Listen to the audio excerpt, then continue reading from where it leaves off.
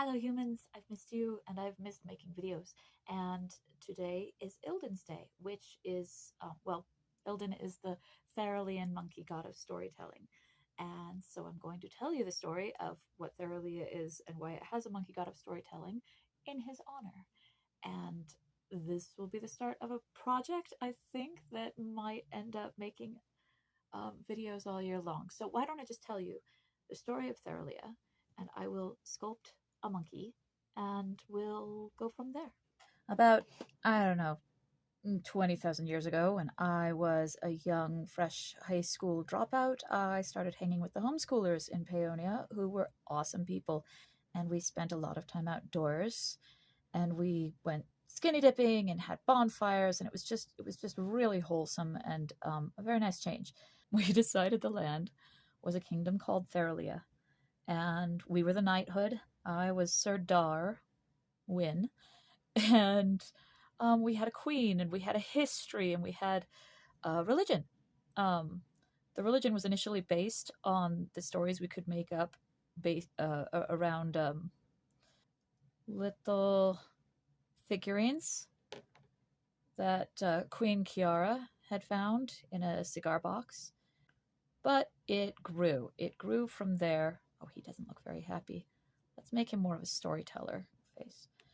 The religion grew and it grew. We ended up with 24 gods, 48 demigods, the great goddess Bomblerina, who is a cat that watches over us all, Yldin, the monkey god of storytelling, and his feast day initially was on one of our birthdays. Actually, almost all of them were on birthdays initially, but when everybody else outgrew Therilia, I didn't. The ideas, anyway. I still have, I made a calendar of the holidays, and I still kind of celebrate them in my own quiet way. Every few years, I do a project based on our original mythology. And sometimes I change out the species. Like, at one point we had several cats because there were several cats in the cigar box, and I was like, we could do better.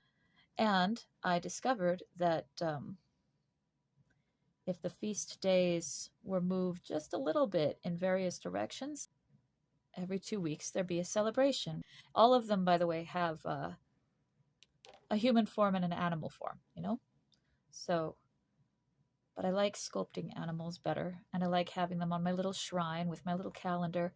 The calendar is circular, and when you turn one edge to where an arrow is pointing at the date, there's a little window that shows the holiday that is relevant to that date. If anybody's interested, let me know, and the next time I do one of these videos, I'll make a digital copy of that and put it in the description that you can download.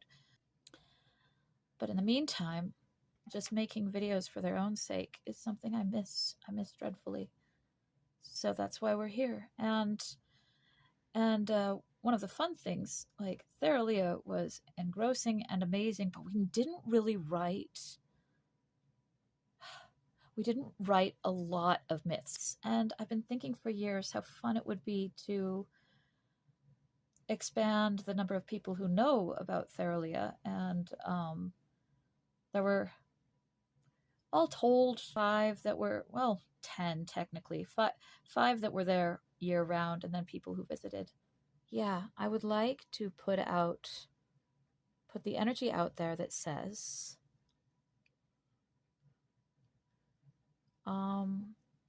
people who are interested could maybe contribute some myths.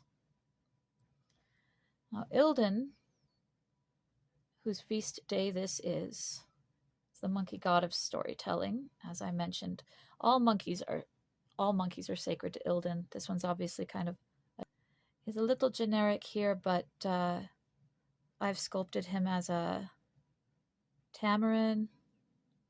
And what did I do last time? I don't know. Anyway, it's fun.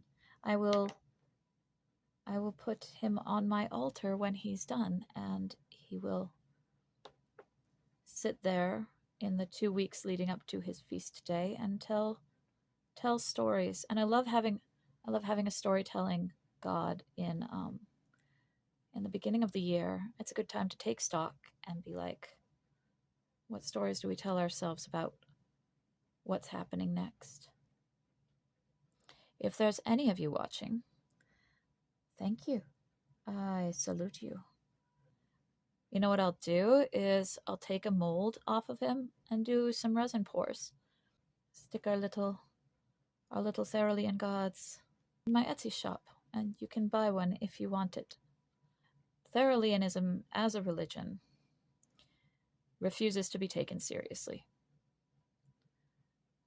We will not sanction anyone taking any of it seriously.